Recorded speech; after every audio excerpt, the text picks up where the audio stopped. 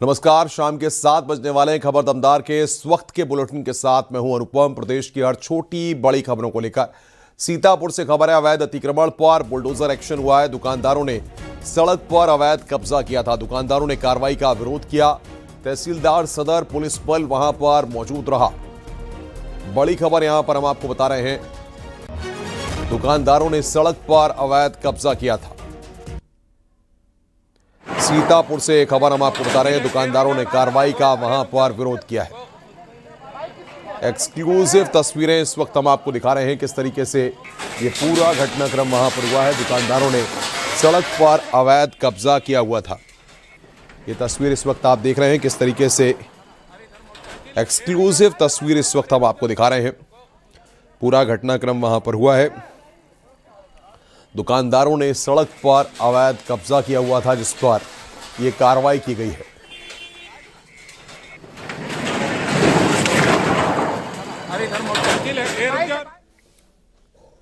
शाहजहांपुर से खबर है, धार्मिक स्थल पर अवैध निर्माण ध्वस्त किए गए हैं। अवैध रूप से मजार निर्माण का आरोप है। हिंदू संगठन ने मजार हटाने की मांग की थी। मजार के ऊपर बनी छत को ध्वस्त करवाया गया है। गांव में बाहरी पुलिस फोर्स की तैनाती की गई है। तो शाहजहांपुर की एक खबर इस वक्त हम आपको दिखा रहे हैं। हिंदू संगठन ने मजार हटाने की यहां पर मांग की थी। इसकी जानकारी जब हमारे हिंदू विवाह संगठन उत्तर प्रदेश शाखा को हुई तो हम लोगों ने वहां मौके पर पहुंचकर इसका विरोध किया और पुलिस प्रशासन को 3 दिन का अल्टीमेटम दिया था कि 3 दिन के अंदर अगर इस अवैध मस्जिद और मजार को नहीं हटाया गया तो हिंदू विवाह संगठन का प्रत्येक कार्यकर्ता जनमानस को लेकर आंदोलन करेगा और कार सेवा करेगा।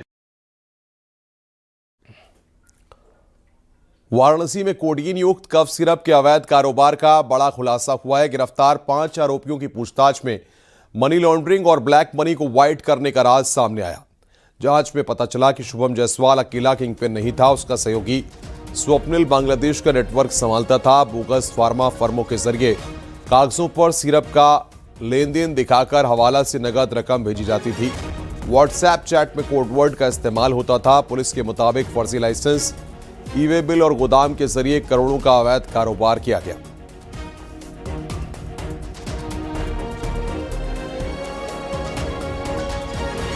तस्करी से रिलेटेड ये 2 केस लिखवाए गए थे। इसी में आज 5 लोगों की गिरफ्तारी हुई है।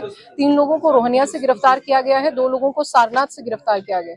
ये वो लोग हैं जो कफ सिरप की तस्करी उपरांत जो हवाला से कैश का पैसा होता था उसको या गोल्ड में तब्दील करके और कैश की नोट को हवाला से वाराणसी में लाते हुए विभिन्न फर्जी शेल कंपनीज में ये जमा करते थे और उसके बाद 3 या 4 लेयर में पूरा आरटीजीएस के माध्यम से फॉर्मल बैंकिंग में ये सारा अवैध पैसा जमा करके फाइनली शुभम जायसवाल की कंपनी न्यू वृद्धि, न्यू सैली या प्रतीक गुजराती की कंपनी न्यू शिल्पी और तमाम उनके एसोसिएट्स की कंपनी में ये टोटल पैसा जाता था। कानपुर हेलट मामले में लापरवाही पर एक्शन हुआ। डिप्टी सीएम ब्रजेश पाठक के आदेश पर कार्रवाई हुई है। जूनियर डॉक्टर समेत 2 स्वास्थ्यकर्मी निलंबित किए गए हैं। ड्यूटी पर तैनात जूनियर डॉक्टर, नर्सिंग स्टाफ समेत वार्ड आया निलंबित की गई है। डिप्टी सीएम के निर्देश पर 3 सदस्यीय जांच कमेटी गठित की गई है। 3 दिन में तलब की गई मामले की विस्तृत रिपोर्ट।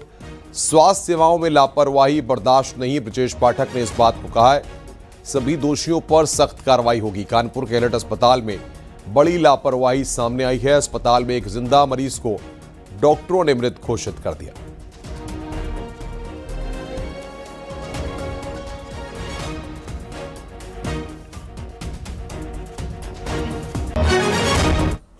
कानपुर में रैन बसेरे के औचक निरीक्षण के दौरान डीएम ने केयर टेकर को फटकार लगाई और लोगों से 20 रुपए शुल्क लेने पर नाराजगी जताई। डीएम ने रैन बसेरे में रहने वालों की डिटेल चेक की और खुद कॉल करके जानकारी ली। इस दौरान निःशुल्क सुविधा के लिए रुपए लेने पर कार्रवाई के निर्देश दिए। जोनल अधिकारी से खराब पर्यवेक्षण के लिए स्पष्टीकरण मांगा गया है। 20 रुपए ले लिए उन्होंने आपसे। हम 20 रुपए लिए, क्या नाम है आपका? बरेली में लव जिहाद की सूचना पर बजरंग दल के कार्यकर्ताओं ने एक कैफे में हंगामा किया। कैफे में नर्सिंग की एक हिंदू छात्रा का बर्थडे था, जिसमें छात्रा के कई मुस्लिम दोस्त भी शामिल थे। बजरंग दल के कार्यकर्ताओं को कैफे में लव जिहाद की सूचना मिली तो कैफे पहुंचकर उन्होंने हंगामा करना शुरू कर दिया। बजरंग दल के कार्यकर्ताओं से पार्टी कर रहे लोगों की कहासुनी हुई। पार्टी कर रहे छात्र छात्राओं में भगदड़ मच गई। मामला थाना प्रेमनगर इलाके में राजेंद्र नगर का है। मौके पर पहुंची पुलिस ने हंगामा शांत कराया।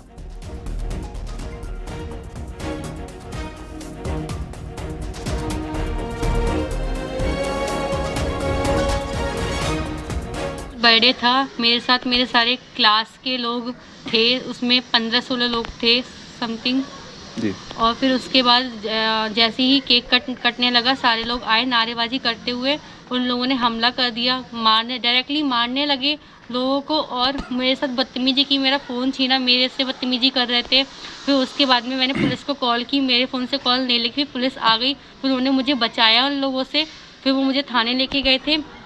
और जो मेरे साथ जो लोग 2 लोग जो थे वहाँ पे कैफ़े में, उनको बहुत बुरी तरीके से मारा था, पीटा था उनको, उनके हाथ पैर भी तोड़ दिए गए थे। फिर हम लोग थाने गए थे, थाने में पुलिस वालों ने पूछताछ की थी, मैंने बताया ऐसे ऐसे बात है। फिर उन लोगों ने क्या चाहती हैं आप, जो जिन लोगों ने मारपीट की है, क्या कार्रवाई होनी चाहिए उनके ऊपर? जिन लोगों ने मारपीट की है, बदतमीजी की है, उनके खिलाफ एक्शन होना चाहिए। थाना प्रेम नगर स्थित एक रेस्टोरेंट में मारपीट की सूचना प्राप्त हुई। इस सूचना पर तत्काल पुलिस की टीम मौके पर पहुंची तथा वहां शांति व्यवस्था बनाई गई। इसी प्रकरण में आज थाना प्रेम नगर पे एक तहरीर उपलब्ध कराई गई तहरीर पर थाना हाजा पर मुकदमा अपराध संख्या 532/25 BNS की धारा 333, 115(2), 352, 351(3), 324(4), 131 तथा 191(2) में 2 नामजद तथा अन्य अज्ञात लोगों के विरुद्ध पंजीकृत कराई गई है तथा इस संबंध में थाना स्तर पर आवश्यक वैधानिक कार्रवाई प्रचलित है। मथुरा में श्रद्धालुओं की भारी भीड़ देखने को मिल रही है। ब्रज के प्रमुख मंदिरों पर बड़ी संख्या में पर्यटक पहुंच रहे हैं और हाजिरी लगा रहे हैं। भक्तों की भारी भीड़ को देखते हुए होटल रेस्टोरेंट की बुकिंग सब फुल है और सड़कों पर भारी जाम है। जोर से बोलिए।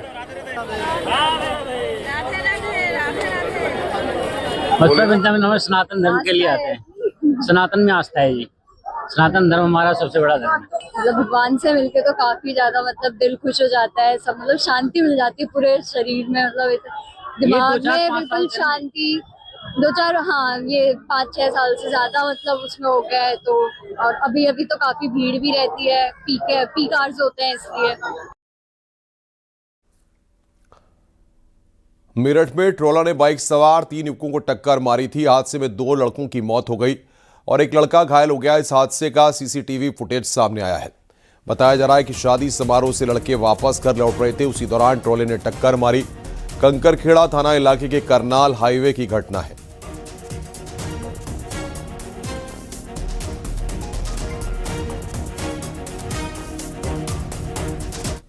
प्रयागराज में 3 जनवरी 2026 से माघ मेले की शुरुआत होने जा रही है।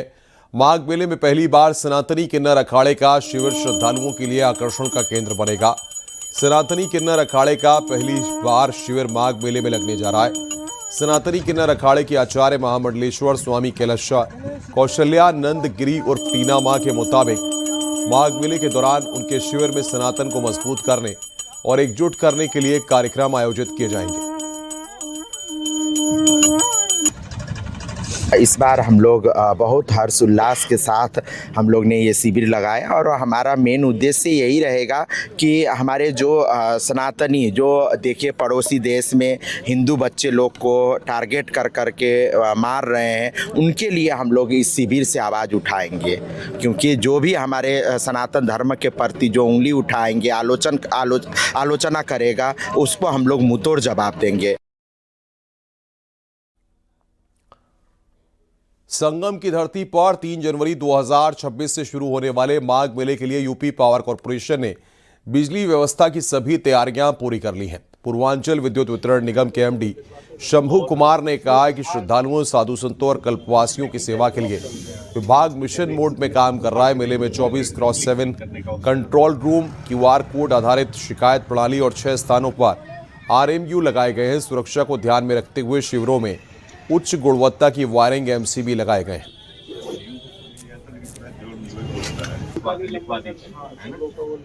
देखिए, माघ मेला में श्रद्धालु आते हैं और यहाँ पे बिजली की व्यवस्था एक बहुत ही महत्वपूर्ण कार्य होता है।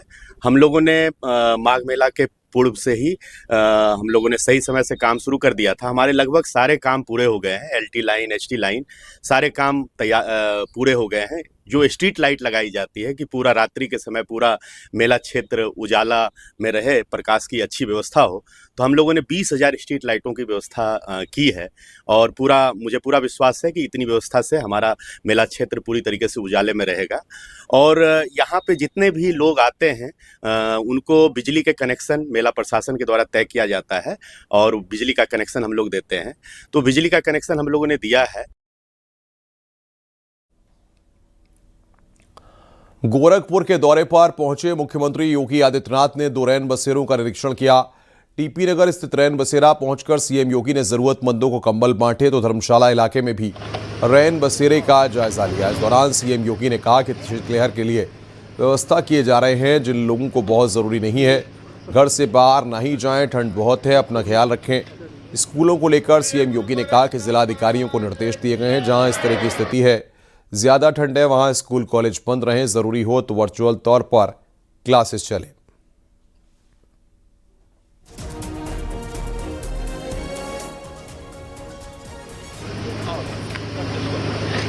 तो 3 तस्वीरें इस वक्त हम आपको दिखा रहे हैं। टीपी नगर रैन बसेरा, धर्मशाला रैन बसेरा में पहुंचकर रैन बसेरे का जायजा मुख्यमंत्री योगी आदित्यनाथ ने लिया और जरूरतमंदों को वहां पर कंबल वितरित किए गए।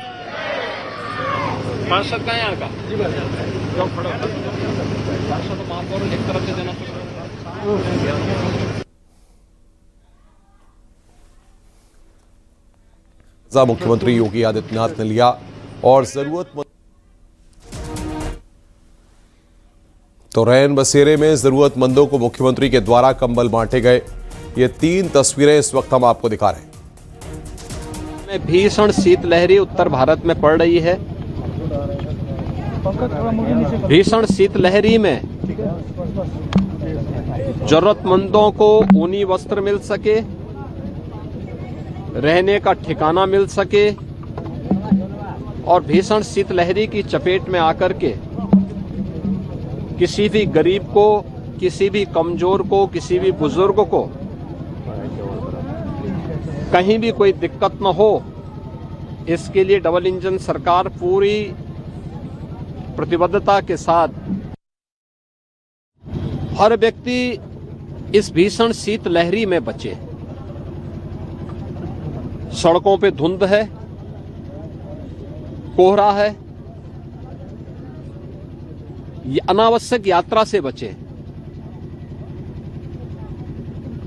जिन लोगों को आवश्यक यात्रा आवश्यक हो वे गाड़ी की स्पीड को सीमित रखें। घर से बाहर निकलना है, भीषण शीतलहरी है।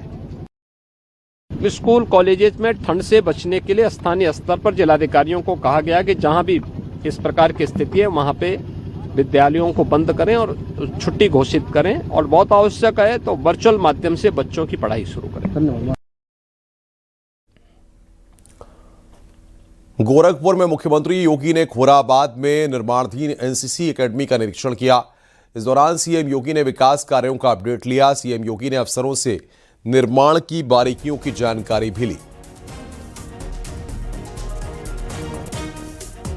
तो निर्माणाधीन एनसीसी एकेडमी का निरीक्षण यहां पर किया गया। खोराबाद में एनसीसी एकेडमी का मुख्यमंत्री के द्वारा निरीक्षण किया गया।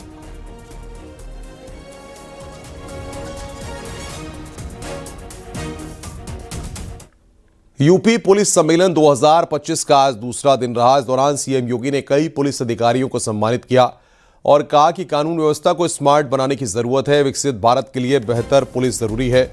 यूपी को लेकर लोगों की सोच बदली है। दूसरे राज्य अब उत्तर प्रदेश मॉडल अपनाने की बात कर रहे हैं।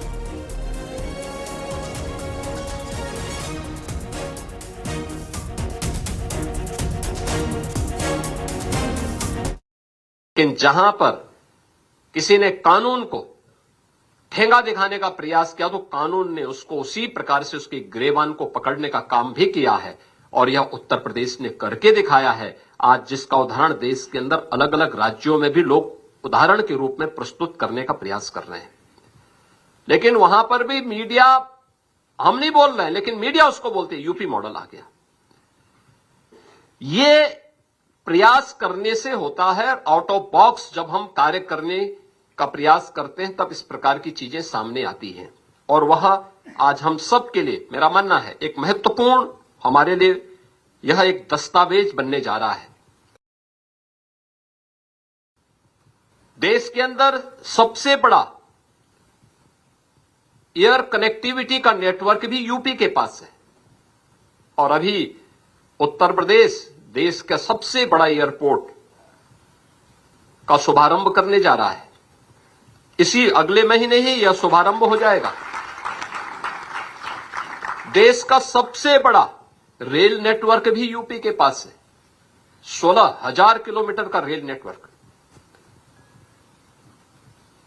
सबसे ज्यादा शहरों में मेट्रो का संचालन, पब्लिक ट्रांसपोर्ट की सुविधा उत्तर प्रदेश के अंदर है। देश के अंदर पहली रैपिड रेल और देश का पहला वाटरवे यह यूपी के अंदर आज संचालित हो रहा है। ये प्रयास करने से आगे बढ़ा है। उत्तर प्रदेश पुलिस सम्मेलन के दौरान सीएम योगी ने सुरक्षा को लेकर होने वाली चुनौतियों का जिक्र किया और कहा कि अक्सर होता है कि कोई व्यक्ति महाकाल का शिकार तब होता है जब वो काल का ध्यान नहीं रखता है। इस सुरक्षा के सामने पैदा की आने वाली चुनौतियां हैं और इन सभी पर आने वाले समय में हमें अपने आप को तैयार करना होगा। और पहले से ये प्रेजेंटेशन, जो मैंने पहले भी कहा कि टाइम एंड स्पेस का पूरा ध्यान रखा गया।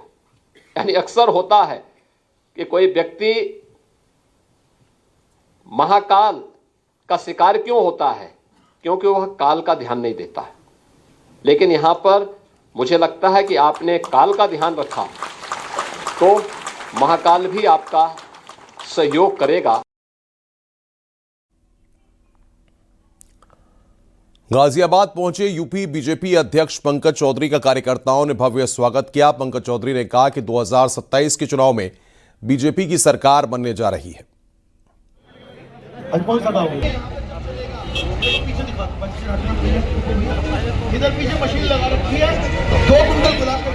गोयल जी के नेतृत्व में ये प्रोग्राम किया जा रहा है, तो आदरणीय प्रदेश अध्यक्ष जी के स्वागत में जब और मैं कार्यकर्ताओं से मिलने निकला हूं और जिस प्रकार से गाजियाबाद के कार्यकर्ताओं ने उत्साह दिखाया है और स्वागत किया है, उसके लिए मैं दिल के गहराइयों से उनको धन्यवाद देता हूं। और निश्चित तौर से निवेदन भी मैं किया हूं कि आगे इसी जोश को बनाए रखें और 2027 में प्रचंड बहुमत से भारतीय जनता पार्टी की सरकार लेकर के आएंगे। यूपी कांग्रेस प्रभारी अविनाश पांडे ने कहा है कि उत्तर प्रदेश में पंचायत चुनाव से पहले कांग्रेस 30 बड़ी रैलियां करने जा रही है। प्रदेश में अलग अलग प्रकोष्ठों के 6 सम्मेलन किए जाएंगे। स्थानीय चुनाव कांग्रेस अकेले लड़ेगी। 5 फरवरी के बाद 40 दिनों तक अलग अलग जगह कांग्रेस पंचायतों का आयोजन होगा। साथ ही ये भी होगा कि लोकसभा चुनाव में मायावती से साथ चुनाव लड़ने को कहा गया था। अगर मायावती इंडिया गठबंधन में आना चाहती हैं तो उनका स्वागत है।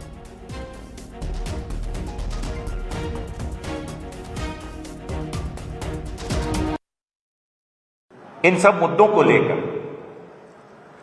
और विशेष हमारे संविधान संवाद इस बैनर के तले अलग अलग मुद्दों को लेकर, चाहे एसआईआर हो, चाहे मनरेगा हो, चाहे बेरोजगारी हो, चाहे अत्याचार हो, पूरे प्रदेश के अंदर में 30 से ज़्यादा बड़ी बड़ी रैलियां लेने का आयोजन हमने किया, निर्णय हमने किया। ये रैलियां प्रदेश के विभिन्न क्षेत्रों में होगी, कोनों में होगी। विशेष रूप से जो 17 लोकसभा क्षेत्र जहां पर हमने पिछले लोकसभा चुनाव हमने लड़ा था, प्रमुख रूप से वहां पर यहां इसकी शुरुआत होगी। देखिए, इंडिया गठबंधन में समय समय पर मुझे ये प्रश्न पूछा जाता है। आदरणीय बहन जी को, आदरणीय मायावती जी को इससे पहले भी लोकसभा चुनाव में भी जिस प्रकार से देश में दलितों पर अत्याचार हो रहा है, उन सब चीज को चलते हुए उस समय भी उनसे हम अपेक्षा कर रहे थे कि उनका सहयोग मिलेगा। वो जब भी आना चाहें, उनका बहुत बहुत स्वागत है। आज कांग्रेस पार्टी का 140वां स्थापना दिवस है। इस मौके पर प्रयागराज के आनंद भवन में कार्यक्रम का आयोजन किया गया। कार्यक्रम में कांग्रेस नेता प्रमोद तिवारी, आराधना मिश्रा समेत कई लोग शामिल हुए और कार्यकर्ताओं के साथ कांग्रेस के स्वतंत्रता संग्राम सेनानियों को याद किया गया। हम सब आदरणीय मल्लिकार्जुन खड़गे, सोनिया जी, राहुल जी और प्रियंका जी के नेतृत्व में कांग्रेस सुदृढ़ है, मजबूत है। हमारे संगठन में लोकतंत्र है, हमें अपने संगठन पर गर्व है। बदायूं में डिप्टी सीएम ब्रजेश पाठक 66वें अखिल भारतीय विद्यार्थी परिषद ब्रिज प्रांत के अधिवेशन में शामिल हुए। डिप्टी सीएम ब्रजेश पाठक ने एसआईआर का हवाला देते हुए कहा कि उत्तर प्रदेश में अब 27 के चुनाव में वोट परसेंटेज 75 से 80% जा सकता है। अधिवेशन की एक परंपरा जो आपके शहर में, आपके जिले में उसका कोई अता पता नहीं क्या नाम उसका होना चाहिए, ऐसे सभी लोग जो भारत निर्वाचन आयोग में मतदाता की अहर्ता नहीं रखते हैं, उनको डिलीट किए जाने का काम पहली बार नहीं हो रहा है। ये विपक्ष के पेट में दर्द इसलिए हो रहा है, बिहार में एसआईआर के बाद चुनाव हुआ, प्रचंड बहुमत के साथ भारतीय जनता पार्टी राजग गठबंधन की सरकार बनी है और वहाँ तेजस्वी के और राजद के, आरजेडी के गुंडाराज, जंगल राज को बिहार की जनता ने नकार दिया है और उत्तर प्रदेश में भी समाजवादी पार्टी के गुंडाराज, जंगल राज को प्रदेश के लोग कभी स्वीकार नहीं करेंगे। ललितपुर में राज्य मंत्री मनोहर लाल उर्फ मन्नू कोरी का एक वीडियो सोशल मीडिया पर वायरल हो रहा है, जहां शराब पीने वाले पतियों को लेकर पत्नियों को नसीहत दी। मंत्री जी ने कहा है कि जिन महिलाओं के पति शराब पीकर घर आते हैं, उनकी पत्नियों को चाहिए कि वो उनकी डंडे से पिटाई करें। इस दौरान उन्हें अपने शराब पीने और पत्नी के व्यवहार का भी जिक्र किया। इससे पहले भी मंत्री जी के डांस का वीडियो वायरल हुआ है। मुझे बताओ ना, तो एक सटकिया रखे रहो इतनी घर में, जो दारू पीता हो दारू की मुझे बताओ ना, तो एक सटकिया रखे रहो इतनी घर में, जो दारू पी के घर में जी को पति आवे तो पिछाई एक सटकिया मार देना, तो खटिया बाहर डाल देना। मेरी घरवाली ने एक सटकिया मारी थी तो मेरी दारू बंद हो गई। हाँ, तो ये ध्यान रखना है और उसमें मैं तुम लोगों का साथ दूंगा। शाहजहांपुर के थाना रोजा क्षेत्र में अवैध शराब विक्रेताओं की बड़ी करतूत सामने आई है। मुकर्रमपुर नहर में शराब विक्रेताओं ने अवैध शराब को छुपाकर रखा। पुलिस ने नहर से कई देसी शराब के क्वार्टर बरामद किए। नहर से निकालकर शराब को बेचने का काम करते थे विक्रेता। फिलहाल पुलिस अवैध शराब विक्रेताओं की तलाश में जुटी हुई है। आप ही का है सर, जहाँ बरामद हो। नोएडा में डंपिंग यार्ड में लड़की का शव मिलने के मामले में हड़कंप मच गया है। कूड़े के ढेर में शव मिलने से सनसनी फैल गई। शव की पहचान करने में पुलिस जुटी हुई है। लड़की की उम्र 22 से 25 साल बताई जा रही है। हैरान कर देने वाली बात यह है कि शव के दोनों पैर हाथ बंधे हुए हैं। फिलहाल पुलिस ने शव को पोस्टमार्टम के लिए भेज दिया है। थाना सेक्टर 142 पर डंपिंग यार्ड में एक अज्ञात महिला का शव पड़े होने की सूचना प्राप्त हुई। सूचना पर तत्काल पुलिस मौके पर पहुंची। फॉरेंसिक टीम भी मौके पर पहुंच गई और आवश्यक कार्रवाई किया गया। शव का पंचायतनामा करके पोस्टमार्टम करने के लिए भेजा गया। शव की शिनाख्त के लिए टीमें गठित कर दी गई हैं। शीघ्र ही शव का शिनाख्त करा करके आवश्यक वैधानिक कार्रवाई की जाएगी। औरैया में पिंटू हत्याकांड का पुलिस ने 48 घंटे के अंदर खुलासा किया है। पुलिस और एसओजी की ज्वाइंट टीम ने हत्या के 2 आरोपियों को गिरफ्तार किया। घटना में इस्तेमाल तमंचा और बाइक पुलिस ने बरामद की है। हत्या की वजह पत्नी पर बुरी नजर का शक और पुरानी रंजिश बताई जा रही है। मृतक के पिता की तहरीर पर पुलिस ने अज्ञात के खिलाफ हत्या का मुकदमा दर्ज किया था। इसमें 2 अभियुक्त गिरफ्तार हुए हैं। एक का नाम है अभिषेक उर्फ दीपक कुमार पुत्र छविनाथ, रहने वाले फतेहपुर थाना सहार औरैया, जो कि रिश्ते में मृतक जिनका नाम था पिंटू उर्फ सतीश पुत्र देवेंद्र सिंह, उनके रिश्ते में जो है दूर की रिश्तेदारी में साड़ू लगते हैं। और अभिषेक और दीपक कुमार का मित्र गौरव कठेरिया, जो कि घटना में इसके साथ में संलिप्त था। ये दोनों की आज हमारे थाने की पुलिस द्वारा गिरफ्तारी की गई है।